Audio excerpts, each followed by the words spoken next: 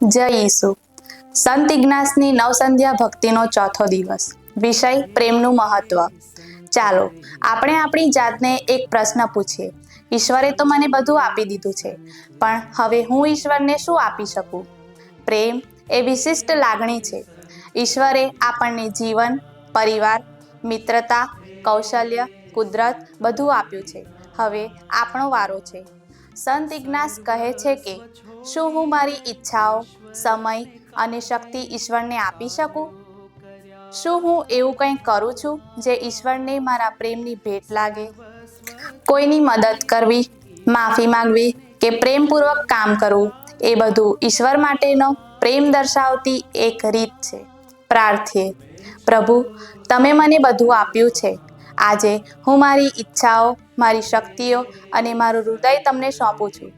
તમે જે રીતે મને પ્રેમ કરો છો, એમ હું પણ તમને પ્રેમ કરું તેવી કૃપા કરો. આમીન.